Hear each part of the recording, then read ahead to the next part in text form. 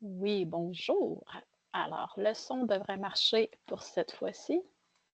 Alors, je vais recommencer, dans le fond, une capsule que je vous avais fait hier. Alors, en fait, c'est la suite du chapitre 4. On se retrouve ici avec la première diapositive là, du chapitre 4. Juste faire un petit récapitulatif de ce qu'on avait vu ensemble. Donc, on avait vu ensemble vendredi dernier l'apparition de la conscience de soi. On se rappelle que la conscience de soi, c'est quelque chose qui se développe de façon progressive. Donc, au début, l'enfant croit qu'il est un être euh, non distinct ou en fait que la mère est une prolongation de lui-même. C'est pas inné la compréhension qu'il est un être séparé. OK? Alors, il exerce seulement des réflexes. Il a une conscience très limitée de son environnement et de lui-même et a aussi très peu d'émotions qu'il manifeste principalement par les pleurs. Tranquillement, l'enfant, à travers ses acquisitions cognitives, développe la conscience qu'il peut produire des effets à l'extérieur, dont la causalité. Cela va l'amener à développer la première étape de la conscience de soi, qui est la conscience de soi subjective, c'est-à-dire que là, il comprend qu'il est un être qui peut produire des effets dans l'environnement, donc l'environnement semble séparé de moi. Il exprime un peu plus ses émotions, entre autres le sourire qui commence à apparaître et les manifestations par le rire, aussi les débuts de manifestations de colère. Et finalement, la conscience de soi, elle est complète lorsque l'enfant développe l'acquisition de la fonction symbolique, c'est-à-dire la capacité des représentations mentales, être capable de se représenter les choses mentalement sans qu'elles ne soient devant lui. Donc, il devient capable de se reproduire dans sa tête une image de lui, de qui il est, dans son environnement, et donc qu'il est un être à part entière tel que les autres humains qu'il côtoie. Okay? Donc, il est un être tout comme sa mère est un être séparé et distant.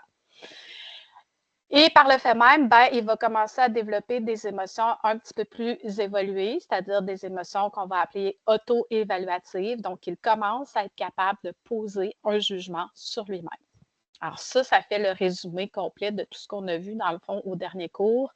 Donc ici, on a les premières manifestations émotives et leur évolution. Les pleurs, première manifestation, ensuite le sourire et le rire. La colère, on se souvient d'avoir abordé la notion d'agressivité instrumentale. À 2 ans, ben, les enfants se tapent, se mordent beaucoup, mais vraiment dans un but pour obtenir quelque chose, principalement un jouet, un objet, l'attention. Okay? Donc, ce n'est pas vraiment une intention de faire mal ou de blesser. Le but de l'agressivité, il est instrumental, c'est-à-dire pour obtenir quelque chose. La peur de l'étranger, vers 6 à 8 mois, tous les enfants ou presque là, vont commencer à développer une crainte des inconnus et vont se tourner vers leurs parents. Ici, on a une belle image là, pour les prendre comme base de sécurité. Donc, le parent va pouvoir les consoler. Ensuite vient à peu près en même temps l'anxiété de séparation et ça se développe parallèlement avec l'acquisition de la permanence de l'objet. Donc, l'enfant ne sait pas encore si l'objet continue d'exister, même s'il n'est plus devant lui. Donc, lorsqu'il est séparé de son parent, ben, ça devient pas clair, il n'est pas sûr que son parent existe toujours ou qu'il va le revoir. Donc, il y a une anxiété qui apparaît. On avait abordé la question de l'importance des objets transitionnels ou encore des routines à ce moment-là pour calmer, dans le fond, l'anxiété de séparation. La honte, la culpabilité, qui sont les premières émotions auto-évaluatives qui apparaissent après 2 ans. La honte vers 2 ans, la culpabilité plus vers 3 ans. On avait abordé aussi la question des comportements altruistes et entre autres l'empathie. Je vais d'ailleurs vous mettre en ligne une capsule vidéo là, avec une expérience là, qui traite de l'empathie. Je vais aussi vous faire une capsule vidéo de l'expérience de la conscience de soi, là, telle que je vous l'avais promis au dernier cours. Fait que je vais vous arranger ça, puis je vais vous mettre ça disponible aussi sous peu. Maintenant, le tempérament, qu'est-ce qu'on a à dire là-dessus? Qu'est-ce que le tempérament? Ben, ça se trouve à la page 132, 133, 134 dans votre manuel. Le tempérament, c'est la base de notre personnalité qui est présente dès la naissance. OK? Donc, le tempérament serait inné, probablement héréditaire et relativement stable tout au long de la vie. Ça veut dire que nos réactions primaires de base sont souvent teintées par notre type de tempérament. Il reste qu'au fur et à mesure qu'on vit des expériences et qu'on évolue, ben, notre tempérament se tempère, devient un peu moins intense, plus nuancé. Puis, bien sûr, on développe des outils pour se gérer, pour mieux contrôler, dans le fond, les comportements qui pourraient être moins adéquats, mettons. Alors, comment est-ce qu'on observe ça, les tempéraments? En fait, il existe trois grandes catégories de tempéraments. Tempérament facile, tempérament difficile et tempérament lent à réagir. Alors, on se base sur des réactions. Donc, on va mettre les enfants dans différents contextes et on va tenter d'observer leurs réactions, entre autres à la nouveauté. Ça, c'est un indice très important. Les cycles de sommeil et d'éveil et d'alimentation vont aussi être un bon indicateur. La réaction aux nouveaux aliments, la réaction aux étrangers, l'adaptation aux situations nouvelles, la tolérance à la frustration, la réaction face à un changement de routine et l'intensité des émotions qui sont véhiculées par l'enfant. Alors, le tempérament facile, ben, il réagit de façon très positive à chacune de ces manifestations-là. Donc, réagit généralement bien à la nouveauté, ont rapidement des cycles de sommeil, d'éveil réguliers et c'est facile au niveau de l'alimentation, digèrent bien, n'ont pas de coliques. Généralement, tout ça, ça se passe très bien, s'habitue facilement aux nouveaux aliments, sourit aux étrangers, mais ça ne veut pas dire qu'ils sont les bras grands ouverts, prêts à aller vers les autres. Mais si le parent semble en confiance, ils vont facilement se laisser sécuriser, si on veut, par le parent, donc plus facile avec les étrangers.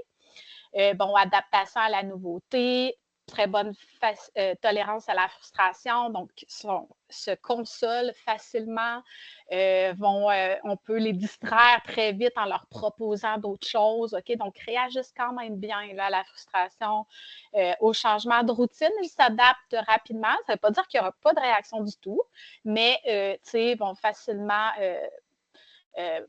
oublier ou passer par-dessus, là, on pourrait dire ça comme ça. Puis au niveau de l'intensité des émotions, ben, ils sont quand même une intensité assez moyenne à forte, surtout pour les humeurs positives, mais dans les colères, ils vont faire des crises de colère, mais beaucoup moins intenses en fait, surtout parce qu'ils sont beaucoup plus facilement consolables. Le tempérament difficile, ben là, c'est l'extrême, OK? On pourrait dire qu'on a le tempérament facile sur le bout d'un continuum. On pourrait nous mettre ici là, un F pour facile. Et à l'autre bout du continuum, on aurait difficile, OK, qui est vraiment l'opposé. Donc, vont réagir très mal à la nouveauté, ont généralement des cycles de veille et de sommeil très irréguliers. Ils ne feront pas leur nuit rapidement, vont se réveiller souvent, être difficiles à consoler, peuvent avoir des troubles de digestion, vont souvent faire des coliques, régurgiter, OK? S'adaptent lentement à la nouveauté, vont se méfier beaucoup des étrangers, comme s'ils n'avaient pas confiance, ne se sentaient pas en sécurité. Fait que la nouveauté très lent, vont réagir avec colère, mais de façon très intense. Donc, eux, les crises sont très fortes, très longues, très difficiles à consoler. s'adaptent lentement aux changements de routine. Donc, pour eux, les changements de routine, ça génère de l'anxiété, de l'insécurité. Donc, ont beaucoup de difficultés avec les changements et vont avoir des émotions qui sont vraiment intenses, OK? Tant dans la colère que aussi dans les humeurs positives, OK? Donc, c'est des enfants qui prennent beaucoup de place parce ils ont les réactions très fortes. Le tempérament plus lent à réagir, ben, plus lent à réagir, ça veut dire que dans le fond, leurs réactions sont moins spontanées et moins intenses. OK? Donc, vont s'adapter à la nouveauté, mais lentement. Vont avoir des cycles quand même réguliers, mais peut-être un peu moins que le facile. Vont avoir quand même une réaction qui peut être négative au départ face aux nouveaux aliments, mais vont finir par s'y adapter, vont réagir moins intensément que le difficile. S'habituent graduellement lorsqu'on expose de façon répétée à un étranger, face à une nouvelle situation, on l'a déjà dit, mais face à la colère, vont réagir un peu. Face à la frustration, là, vont réagir peu. Ne semblent pas vraiment affectés tant que ça par les changements de routine, fait qu'ils s'adaptent, mais il n'y a pas de réaction intense. Et c'est ça, au niveau des réactions d'intensité émotionnelle, là, sont moins intenses que et le tempérament difficile et le tempérament facile. Alors, dans le difficile, on a environ 10% des enfants qui se retrouvent ici. Dans le facile, on en a environ 40. Et il y a 15% qu'on regroupe vraiment dans le lent à réagir, là, qui se trouverait ici dans le milieu. Donc, il reste des gens qu'on n'arrive pas à classer, qui peuvent, par exemple, ce que ça veut dire, réagir très bien, par exemple, au changement de routine, à la nouveauté, mais vont vivre beaucoup de frustration, mettons. On n'arrive pas à les classer exactement dans une ou l'autre de ces trois cases-là. Fait que ça, c'est à peu près le portrait général là, en ce qui concerne les tempéraments. À la page, oups, pardon, à la page 133, on parle dans la marge, on explique un concept qui s'appelle la qualité de l'ajustement, qui concerne en fait une adéquation, OK, entre des comportements des parents et le tempérament de l'enfant. Donc, ce que ça veut dire, en gros, dans nos mots, c'est que lorsqu'on est face à un enfant qui a un tempérament facile, ben, on le sait, qu'on peut le trimballer, qu'on peut changer la routine de façon assez facile, qui va avoir des réactions plus positives. Mais si on est avec un enfant qui a un tempérament difficile, ben, il faut s'ajuster. OK? L'adéquation ou l'ajustement, là, ça veut dire qu'en tant que parent ou intervenant, il faut ajuster nos interventions, notre milieu, notre environnement en fonction de ce tempérament-là. Donc, sachant qu'un enfant a un tempérament difficile, ben, il faut éviter, dans le fond, la nouveauté avec eux, OK? Ou les préparer à l'avance, les exposer de façon graduelle. Il y a différentes façons d'y arriver. Donc, dans votre livre, c'est très bien expliqué là, comment est-ce qu'on peut procéder. On sait que les parents qui s'ajustent bien au tempérament difficile de leur enfant favorisent grandement un lien d'attachement qui va être positif, puis favorisent vraiment le bien-être puis l'harmonie au sein de la famille. Si au contraire, on se dit on va l'endurcir, l'enfant, tu vas voir, on va l'exposer encore plus au changement, puis il va s'habituer, on est dans l'erreur, OK, ça ne fonctionne pas comme ça. En fait, l'enfant va développer encore plus d'insécurité et probablement de l'anxiété. Puis, ben, c'est ça, ça va juste entraîner des conflits ou de la frustration là, chez l'enfant et chez les parents. Il faut comprendre aussi que en tant qu'intervenant, qu'éducateur, on a beaucoup plus de facilité avec les enfants qui ont un tempérament facile ou avec les enfants qui ont un tempérament lent à réagir. Les tempéraments difficiles, ils partent un peu avec une prise, si on veut, dans le sens où ce que c'est difficile avec ces enfants-là. Donc, ça nécessite toujours beaucoup plus de patience et d'ajustement. Donc, les parents sont plus fatigués, vont avoir leur sentiment de compétence parentale qui va être affecté. Ils se sentent moins compétents parce qu'ils ont de la difficulté conforter, à le consoler. Donc, en jasant avec d'autres parents, on dit « Ah, moi, c'est pas comme ça. Moi, introduire les nouveaux aliments, c'est difficile. Ah, moi, il fait pas ses nuits. » Donc, pour le parent et pour l'intervenant, ça nécessite plus d'efforts, ça nécessite plus d'ajustements. Il faut être vraiment conscient de ça, que si on pose les bonnes bases, les bonnes conditions auprès de l'enfant qui a un tempérament plus difficile, ben, on s'assure en fait que ça aille mieux, OK, puis que ce soit plus facile au final.